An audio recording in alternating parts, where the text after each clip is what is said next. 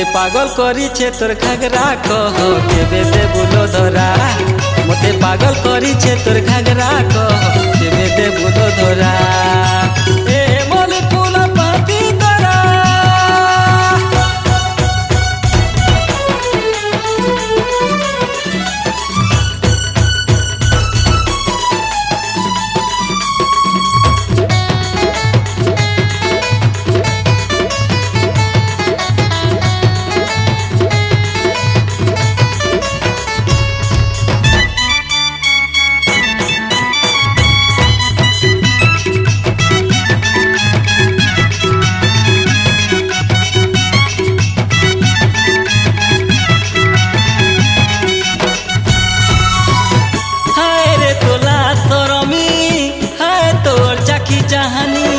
कहा के तुके की देबू रे रस भरा तोर जवानी।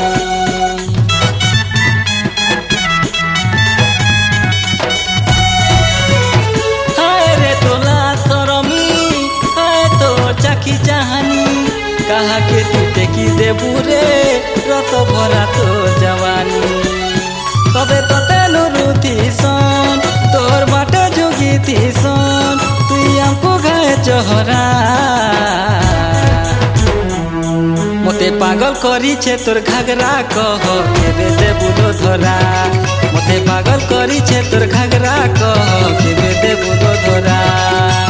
ए मली फूल पाती तोरा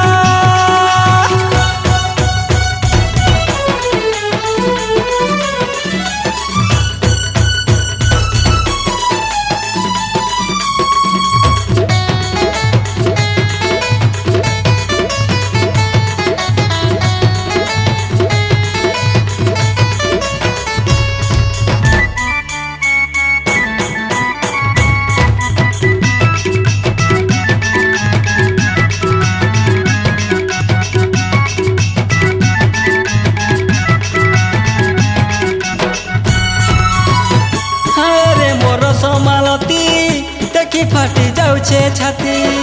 मली फूल फुटी बासुछे हाय तोर फैशन देखी।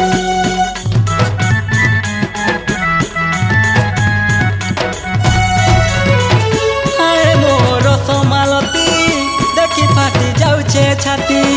मली फूल फुटी बासुछे हाय तोर फैशन देखी। तोते सबे नुरुती तोते सबे तुई हमको गाए चहरा। मते पागल करी छे तोर घाघरा कह केबे देबुलो धरा। मते पागल करी छे तोर घाघरा कह केबे देबुलो धरा।